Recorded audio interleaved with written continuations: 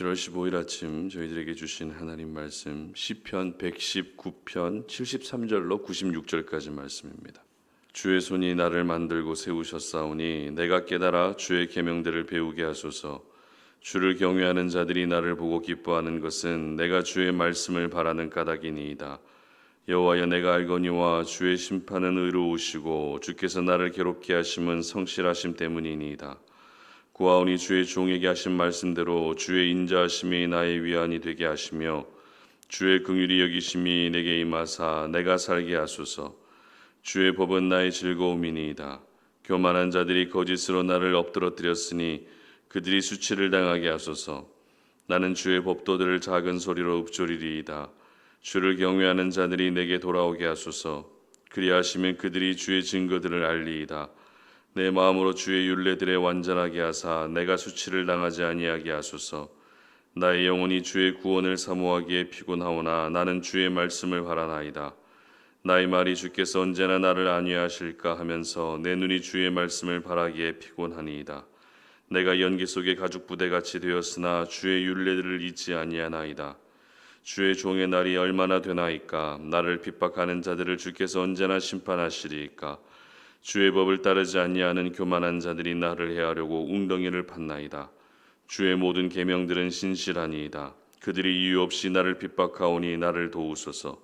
그들이 나를 세상에서 거의 멸하였으나 나는 주의 법도들을 버리지 아니하였사오니 주의 인자하심을 따라 나를 살아나게 하소서. 그리하시면 주의 입의 교훈들을 내가 지키리이다. 여호와여, 주의 말씀은 영원히 하늘에 굳게 섰사오며 주의 성실하심은 대대에 이르나이다. 주께서 땅을 세우셨으므로 땅이 항상 있사오니 천지가 주의 규례들대로 오늘까지 있음은 만물이 주의 종이 된 까닭이니이다. 주의 법이 나의 즐거움이 되지 아니하였다면 내가 내 고난 중에 멸망하였으리이다. 내가 주의 법도들을 영원히 잊지 아니하오니 주께서 이것들 때문에 나를 살게 하심이니이다. 나는 주의 것이오니 나를 구원하소서. 내가 주의 법도들만을 찾았나이다. 악인들이 나를 멸하려고 엿보오나 나는 주의 증거들만을 생각하겠나이다. 내가 보니 모든 완전한 것이 다 끝이 있어도 주의 계명들은 심히 넓으니이다. 아멘. 말씀을 기대해야 되는 이유라는 제목으로 오늘 아침 말씀 전합니다.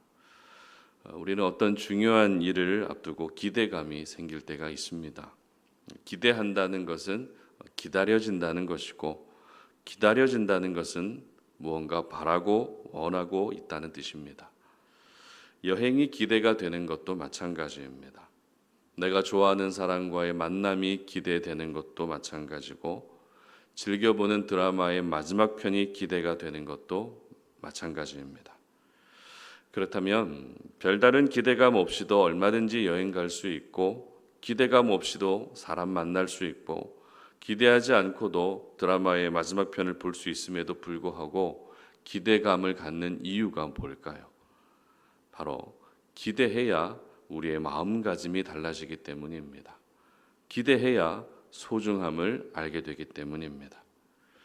오늘 저희들이 살펴보게 되는 본문은 시편 119편의 네 번째 단락에 해당되는 말씀입니다. 핵심 내용은 말씀을 신뢰하는 사람이 말씀대로 이루어지기를 구하는 내용입니다. 우리도 말씀을 읽다 보면 내 삶 가운데 꼭 이루어졌으면 하는 그런 말씀들이 있죠. 그래서 그 말씀대로 이루어지기를 기도하게 됩니다. 이렇게 말씀대로 이루어지기를 기도할 수 있는 사람이 어떤 사람인가 하면 말씀을 신뢰하는 사람입니다. 말씀을 신뢰하지 않으면 그 말씀이 내 삶 가운데 이루어지는 것을 꿈도 꿀 수 없습니다.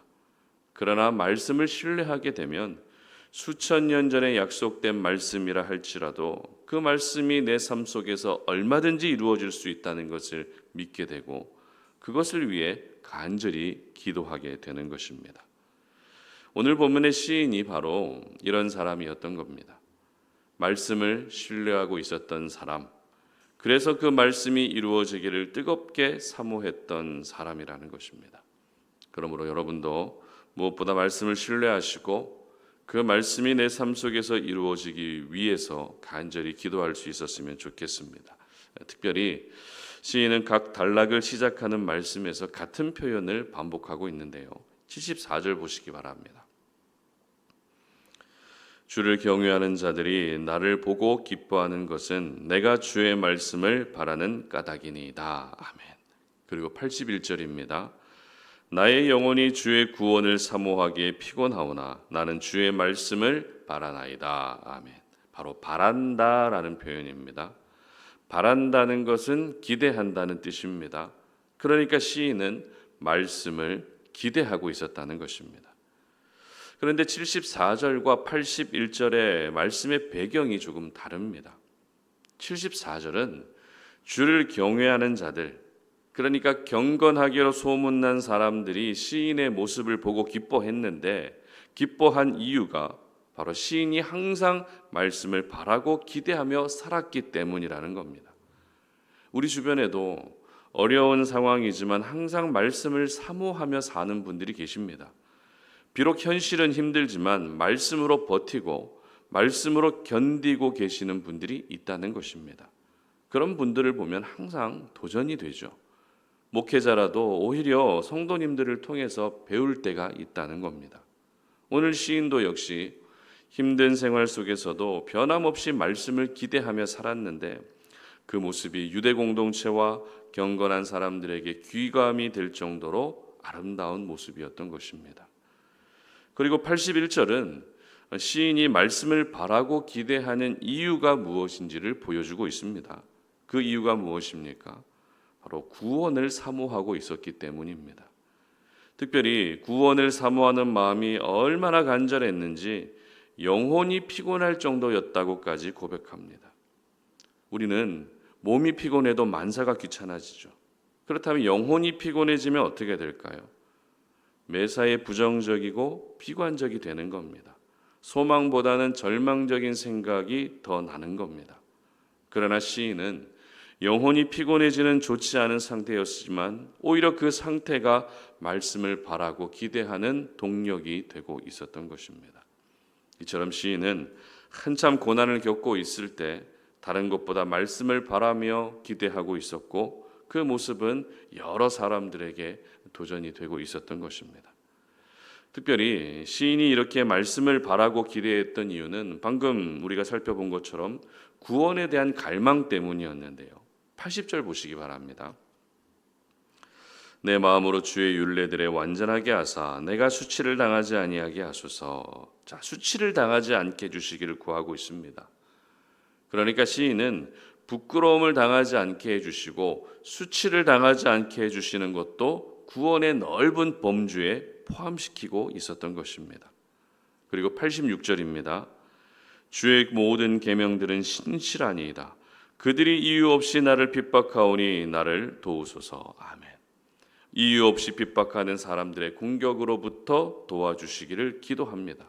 역시 구원을 위한 기도죠. 그리고 94절 보시기 바랍니다. 나는 주의 것이오니 나를 구원하소서. 내가 주의 법도들만을 찾았나이다. 아멘. 이제는 나를 구원해 달라고 직접적으로 구원을 호소하고 있다는 것입니다. 어떠십니까? 시인에게 지금 가장 필요한 것은 바로 하나님의 도우시는 손길, 구원해 주시는 손길이라는 것을 쉽게 알 수 있는 부분이죠. 이것을 통해서 우리는 시인이 말씀을 바라며 기대했던 이유가 약속된 말씀대로 구원의 은혜가 나타날 것이라는 믿음을 가지고 있었다는 것을 알 수 있습니다. 무슨 말입니까? 구원을 사모하는 사람은 말씀을 기대하게 되어 있다는 것입니다. 말씀이라는 것은 성경에 기록된 특정 몇몇 사람들에게 일어난 사건 정도가 아니라 오늘을 살아가는 우리에게도 그 말씀이 그대로 이루어지게 되어 있다는 것입니다. 그래서 우리는 말씀을 바라며 기대해야 되는 것입니다. 불가능을 가능케 하신 하나님의 역사, 절망에서 소망으로 바꾸어 주신 역전의 은혜, 무너진 것을 다시 세우시는 회복의 은혜가 이 말씀을 묵상하는 저희들에게도 반드시 일어나게 되어 있다는 것입니다. 그런데 이 역사와 이 은혜를 경험할 수 있는 사람이 누구인가 하면 말씀을 바라며 기대하는 사람입니다. 왜냐하면 말씀을 바라고 기대하고 있다는 것은 서두에서 말씀드린 것처럼 말씀을 믿기 때문입니다. 그 말씀대로 행하시는 하나님을 믿기 때문입니다. 그래서 믿는 자에게는 능치 못함이 없고 믿는 자에게는 하나님의 역사가 중단되지 않는 것입니다. 따라서 우리는 말씀을 펼치기 전부터 이미 기대할 수 있어야 됩니다. 예배의 자리에 올 때에도 말씀에 대한 기대감을 가지고 나올 수 있어야 되고, 내가 힘든 시간을 겪고 있을 때도 하나님이 내게 어떤 말씀을 주실지 기대할 수 있어야 되는 것입니다. 바로 말씀에 대한 기대감이 하나님이 행하시는 구원의 은혜로 이어지게 되는 것입니다. 특별히 시인은 오늘 본문의 단락을 마무리하면서 96절에서 이렇게 기록합니다. 함께 읽습니다. 내가 보니 모든 완전한 것이 다 끝이 있어도 주의 계명들은 심히 넓으니이다. 아멘. 내가 보기에는 완전해 보이는 것조차도 다 끝이 있지만 하나님의 말씀은 너무 넓어서 끝이 없다는 것입니다. 무슨 말입니까? 말씀을 기대하는 사람에게 이루어질 약속이 무궁무진하다는 것입니다. 그 수를 셀 수 없을 만큼 우리 삶에 이루어지게 될 약속의 말씀이 끝이 없다는 것입니다.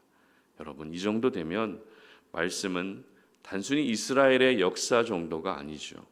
말씀은 절대 책이 아니라는 겁니다. 말씀은 하나님 그 자체이고 우리 삶에 그대로 이루어지게 될 약속이라는 것입니다. 그러므로 말씀을 기대할 수 있었으면 좋겠습니다. 말씀을 대하는 마음가짐이 조금 더 달라질 수 있었으면 좋겠습니다. 믿음의 세계는 기대하는 마음이 곧 믿음의 분량이기 때문에 하나님은 그것을 보시며 오늘도 일하시는 것입니다. 바라기는 말씀을 기대했을 때 위기 가운데서 건져주시고, 말씀을 기대했을 때 억울함 가운데서 살려주시고, 말씀을 기대했을 때 무너진 것을 회복시키시며 또 잃어버린 것을 다시 찾게 해주신 하나님의 큰 은혜가 저와 여러분 모두에게 있으시기를 주님의 이름으로 축복합니다. 함께 기도하겠습니다. 하나님 감사합니다. 오늘 우리가 주님의 말씀을 사모합니다. 하나님의 말씀을 기대하며 주의 말씀에 의지하여 기도합니다. 오늘 우리가 말씀을 기대하는 하루가 되게 하시고, 말씀을 기대했을 때 그 말씀 속에 약속되어진 수많은 하나님의 은혜가 우리 삶 가운데 그대로 일어날 수 있도록 도와주시옵소서. 한 사람 한 사람의 믿음을 아버지 하나님께서 붙들어 주시고, 오늘도 말씀이 중심이 되며 말씀의 힘으로 버틸 수 있는 그런 귀한 날이 되게 하여 주시옵소서. 예수님의 이름으로 기도드립니다. 아멘.